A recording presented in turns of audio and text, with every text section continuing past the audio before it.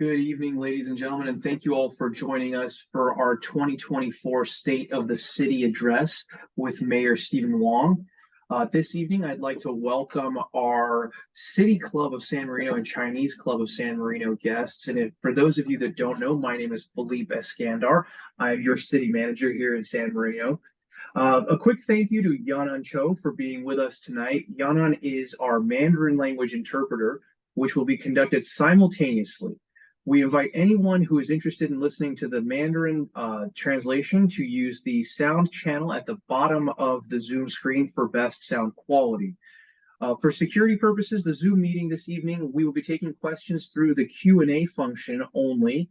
You're permitted to ask anonymously or using your screen name. We will try our best to address the questions at the end of our presentation, and this will be populated periodically through the chat function, so please use the Q&A for any questions toward the evening. And again, I'd like to introduce Mayor Huang. Mayor, the presentation is all yours. Great, thank you. Good evening. I want to welcome all of you for coming to my report of State of the City. It's kind of like a report for what we have done following former Mayor Steve Toll's leadership and my colleagues. And the most important was all the work from the staff, because without them, we would be in a mess. Anyway, I would like to start with what we have accomplished last year. So last year, the financial health, we had 49.2 million fiscal year budget and 34 million for the operating budget and 15.2 for capital budget, which is for like streets and sidewalks. And then the actual general fund for 20 to 23 expense were actually 88.1% lower than the budgeted. And the general funds unassigned fund balance as of June 30th, 2023 is 16.2 million. And this is like a ratio of 49% against the annual general fund, which should be 40%, as you can see from the slide. Sorry, what? All right, and then to start with the police department, the community outreach fund through OTS, grant OTS is Officer of Traffic Safety. So the police department applied and received funding for a second year of OTS grant funding. Personnel have already started working various aspects of the grant, including but not limited to, I'm sorry about that. Okay. But not limited to community outreach and DUI checkpoint. And then, of course, for us to have great public safety, we need to maintain our excellent staffing. And the police department continues to pursue viable candidates for all vacant positions. And currently, there is only one police officer, one dispatcher, one management analyst, one part-time records clerk, and two recently vacated cadet positions that are open.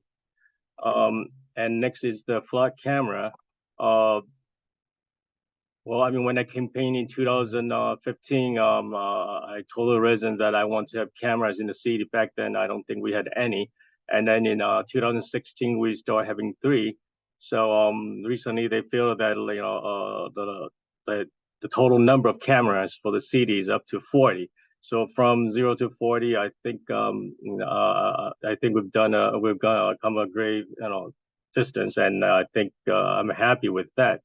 And the flood camera continue to provide valuable information that helps our personnel detect and deter crime in the city. As you know, that we can read the license plates, and then we can find a lot of these thieves that come into our city with stolen vehicles. And Part 1 crimes, thus far the city has seen an overall decrease in Part 1 crimes. These crimes include homicide, rape, robbery, assault, burglary, larceny, auto theft, and arson. Even though there's a decrease in the crimes, but still we need a better neighborhood watch. And please keep your eyes out for any criminal activity or any suspicious activities that you can call our police department, and then they will come out right away. Actually, I've done that just last month for my house because I saw someone. I didn't expect to see anybody in my yard. And next, let's move to the fire department. City emergency management training. Following the successful rewrite of the City of San Marino Emergency Operations Plan, at the end of 2022, the fire department concluded several training sessions for department heads Emergency Operations Center training for department heads culminated in the city staff and San Marino Unified School District staff participation in a simulated earthquake exercise in October, the date of the Great Shake. Research certification and promotional examination training for fire captain. This year, the San Marino Fire Department successfully conducted several emergency operations simulations, along with completion of task books and supervisor acting positions resulted in 2 current fire captain certification for the position of division chief. A similar emergency simulation training was conducted for candidates preparing for the fire captain promotional examination. And 7 candidates were ultimately successful in passing the examination, with fire captain Jeff Say being promoted, and congratulations to him. His promotion was celebrated in a promotional ceremony on December 13, 2023. And emergency preparedness workshop. Our fire department conducted quarterly emergency preparedness workshops for residents. The workshops were extremely well received, with many participants returning each quarter for refreshers. The San Marino Fire Department also conducted several workshops during the San Marino Unified School District in service for the teaching staff. This program was the first opportunity for many of the teaching staff to use an extinguisher to extinguish a live fire, perform CPR, and simulate controls of significant bleeding with a tourniquet. And self-contained breathing apparatus procurement. The San Marino Fire Department conducted a rigorous evaluation of available self-contained breathing apparatus. The San Marino Fire Department's SCBAs are exceeding their project and of service life this next year. And the department selected Scott breathing apparatus and are eagerly awaiting delivery to ensure this critical piece of equipment is placed into service. And this is very critical for our firefighters, that we want to make sure that they have enough oxygen. Community development, objective design standards for commercial and historical and cultural zone multifamily residential. Prepared zoning ordinance text amendments for adoption by the City Council to establish objective design standards to impose on all multifamily residential projects allowed by a state proposed within both commercial and historical and cultural zones to ensure orderly development and compatibility with the city's residential community character to the extent possible. This is in anticipation of a housing project on Huntington grounds meant for students in residency studying in Huntington. Vacant properties enforcement pilot program. Successfully implemented the vacant properties enforcement 1-year pilot program to ensure vacant properties are registered consistent with the city code. Since launching the pilot program, code enforcement staff has canvassed the city, resulting in vacant properties registration increasing approximately 59% from 16 to 39. And there might be more than that, but if you know your neighbor's house is vacant, please inform us. Staff undertook a comprehensive building permit plan check review and permit fee update to be consistent with the city's adopted fee schedule, which has resulted in a 79% revenue increase. Okay. All right, Finance Department. Adoption of the fiscal year 23-24 operating and CIP budget of $49.2 million. And we were able to adopt a balanced budget on time. Award-winning, the city was awarded the Distinguished Budget Presentation Award 3rd year in a row from Government Finance Officers Association for the fiscal year 22-23 budget. Awarded the Distinguished Budget Presentation Award and then award 3rd year in a row from Government Finance Officers Association for the fiscal year 22-23 budget, and then clean audit for 5 years in a row. And this is all because of the leadership of our treasurer, Annie Han, and our former finance director, Paul Chung, that just left us for another position. And best luck to him. And also Mark, who has done so much for our city in the past eight years. And then we also have searched for new IT service, conduct a request for proposals, and awarded a contract for the city IT service. Human resource. Every 3 years, CJPIA conducts a risk management evaluation, also known as a loss cap audit, of cities to evaluate the city's risk management efforts. The RME is a proactive approach with the goal of developing a personalized inventory of the issues confronting each agency, and it's designed to assist individual agencies in the identification of potential liability, property, and workers' compensation exposures. And subsequent recommendations made are intended to enable agencies to undertake risk control, risk avoidance, or risk transfer actions to limit future losses. CEWIC was on site on December 5th to 6th, 20 last year to conduct the loss cap audit. Completed city manager recruitment. The city welcomes Philip Escondar to the role of city manager after an extensive search involving city council, city staff, and resident input. And I've heard only great things from our residents on our new city manager so far. And we implement a behavioral wellness and mental health program for fire and police department personnel. Partner with San Marino Police Department to provide an online and in-person active shooter training for all city staff. Improve the process for handling of workers, compensation claims to include methods of treatment and treatment locations. We ensure the city's compliance during the COVID-19 emergency, which included making sure the city complied with new state and county guidelines and legislations and regulations. This is FFCRA, AB 685, Cal OSHA, and obtained approval by the City Council to rescind the city's COVID-19 vaccine mandate to stay aligned with the county's health order. Parks and Public Works, we completed an $8.3 million renovation of the San Marino Community Center with a grand opening held in September. This project includes significant renovations to modernize the facility and make it more user-friendly while also retaining its historic character as a central gathering place for the community. And then they did a very good job on this.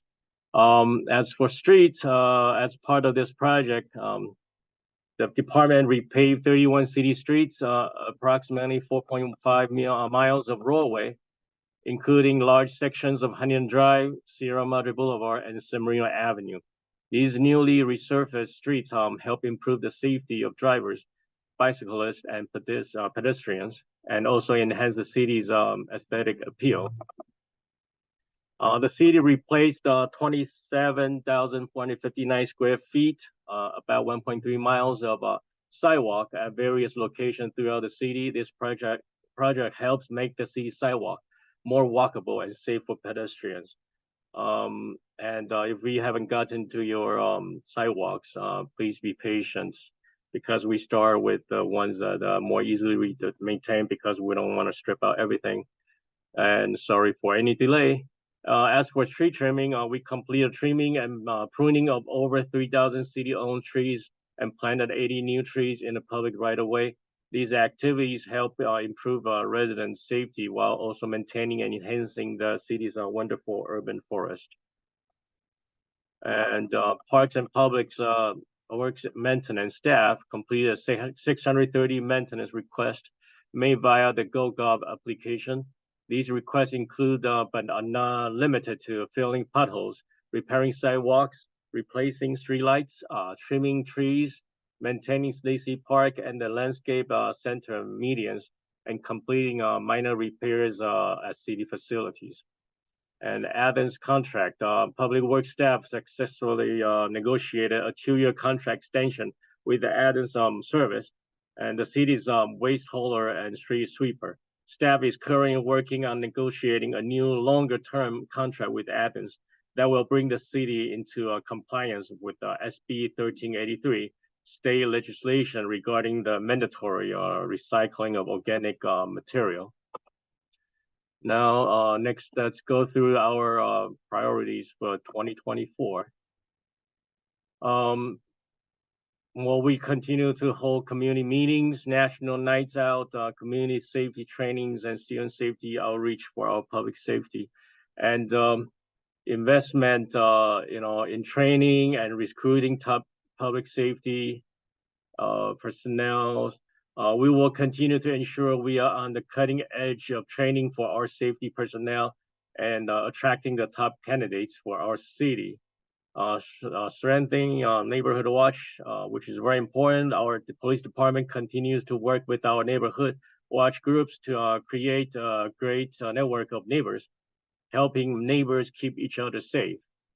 Our emergency management wing of the fire department continues to train staff, educate residents, and prepare plans that will guide our city in the event of emergency.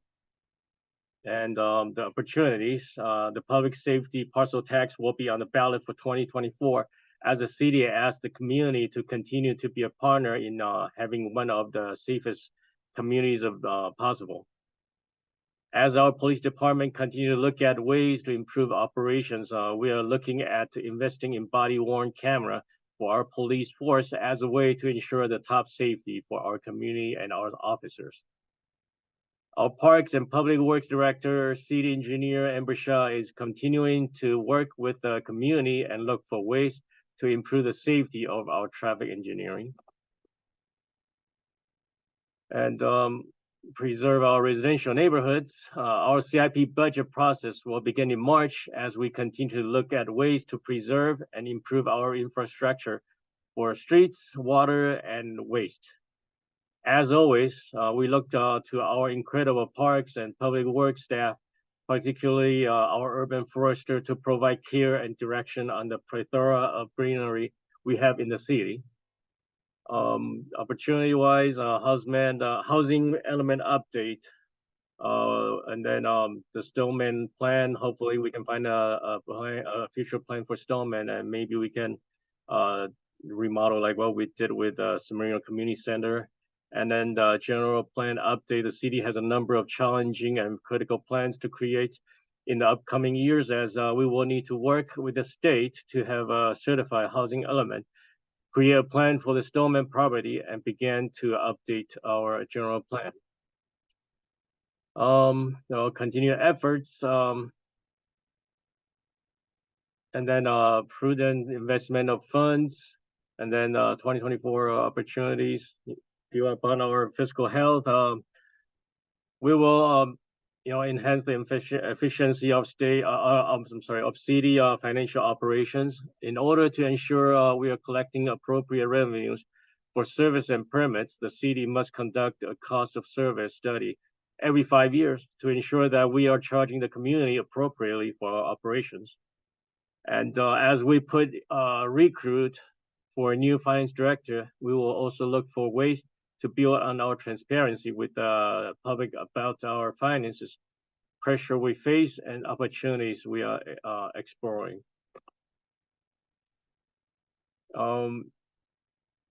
Improve our internal process for applications and public-facing operations, and improve the security on digital platforms, and enterprise fully lease of vehicles.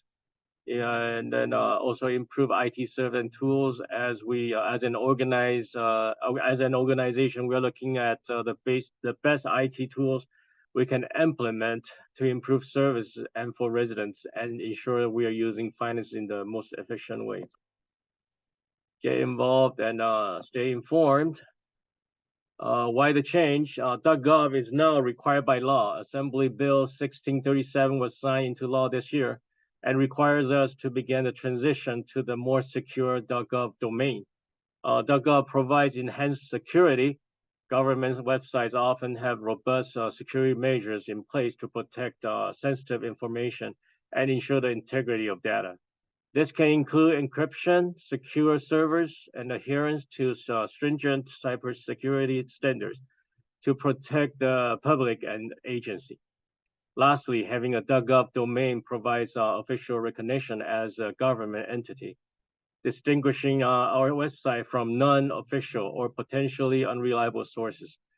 This recognition can be crucial for disseminating accurate and trustworthy information for researchers and citations on resources like on Wikipedia.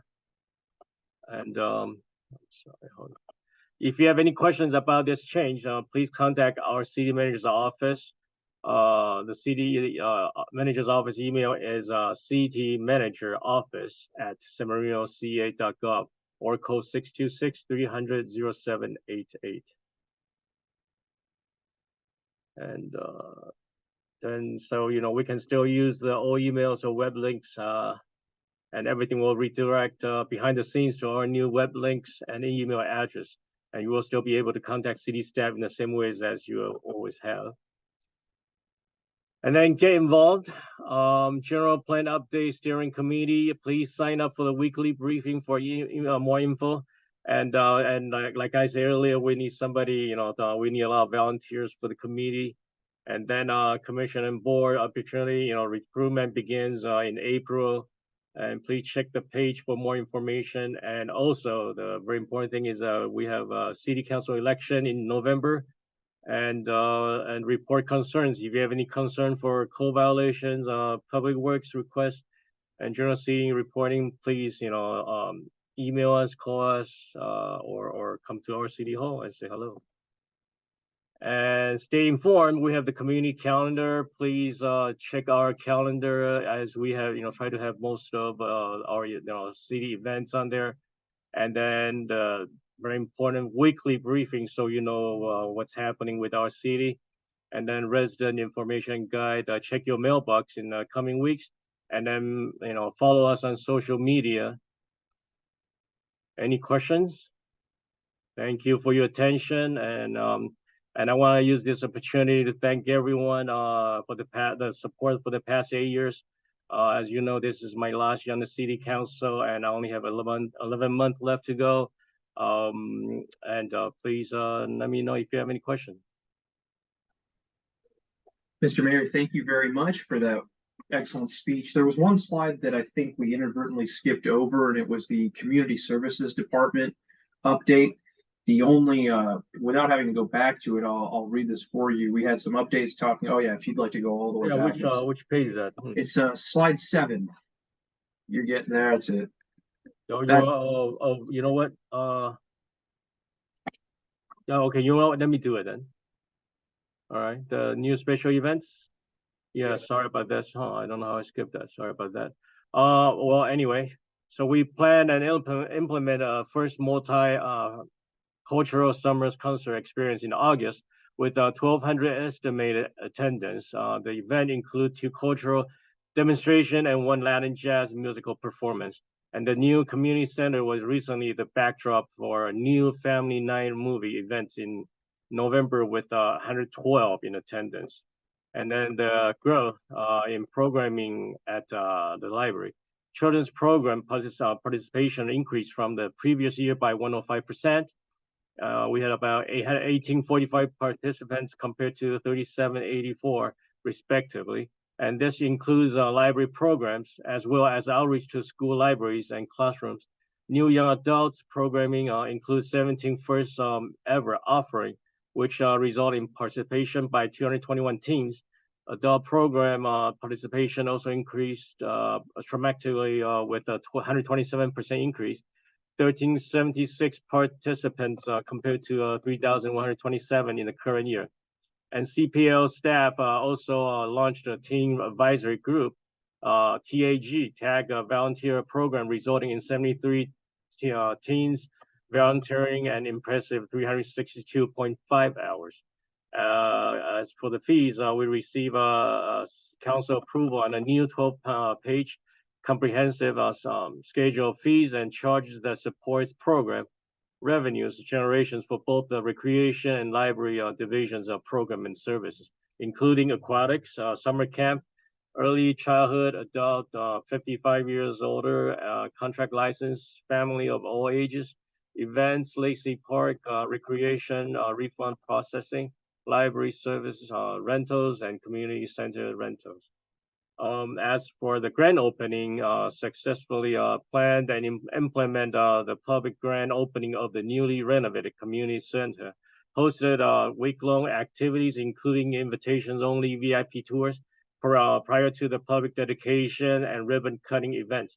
Staff facilitated 27 facility tours for approximately 540 individuals, while offering a narrative script that highlighted historic versus new facility features and amenities. Also led council through the process approval modernizing the facility's name to add community to its official titles. Did I miss anything else? That's it? No, sir, that's everything. Thank you very much. And I can read off, I know we've got a couple questions in here. I can read off the first one we received was regarding requesting streetlights to be installed. And I can make that one a quick, easy one. You can request streetlights and work for streetlights on the city's request portal on our homepage. The second question for you, Mr. Mayor, is from Bridget. This question asks, are there plans to attract more businesses to the city? She says we need more usable services, restaurants, coffee shops, bakeries, etc. Absolutely. That's always on our plans. As our city manager knows, we're always trying to attract as many business possible, trying to make our our Highland Drive business more vibrant, and so that way our residents have places to go and enjoy our city. Excellent. And I can add that we do have a budgeted program that our community services director, Mr. Figueroa, is working on with all of our businesses, including those along Mission and those along Huntington. So it is a priority of ours to continue to build our economic vitality in San Marino. At this time, sir, I don't see any additional questions, but we'll maybe wait another minute or two to see if anyone else adds a question in here. There is one question here from an anonymous individual that says, are there any plans to follow Pasadena in outlawing gas leaf blowers? No, I mean, no, not yet. But for our public works, we'll restart, changing to electric blowers, and then hopefully, the residents for the residential areas, hopefully the gardeners they will follow. But I mean, we can discuss that and see, what the council says. Excellent. And there is another question from Cyrus that says, and this question may actually be more appropriate for Cal-Am, our water provider, but I'll read the question here. It says, are there any plans to address low water pressure issues in parts of the city? And it says lack of fire hydrant access. But again, I believe this one may be appropriate for Cal-Am. I'm not sure, Mr. Mayor, if you want to try and tackle this. Well, we will pass this. We'll ask the city manager to contact them and see what their response is.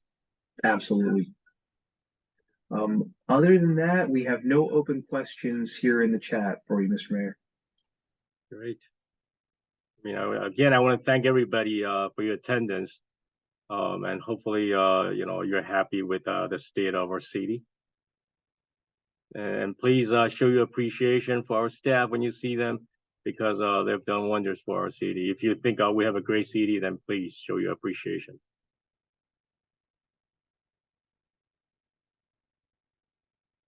Thank you, Mr. Mayor. And again, the streetlight question was repopulated, and I'll answer that this can be requested through our city's request portal, and you can submit that on the city's homepage. And it asks about installing streetlights. And at this time, again, Mayor, I don't believe we have any other questions. But again, as the mayor mentioned, if you have any questions for any of us here at City Hall, please don't hesitate to give us a call or stop by City Hall. We're happy to help you on anything that we can. And if we can't, we'll certainly look to find an answer for you with any of our partner agencies, whether it be Cal-Am, Edison, or the like.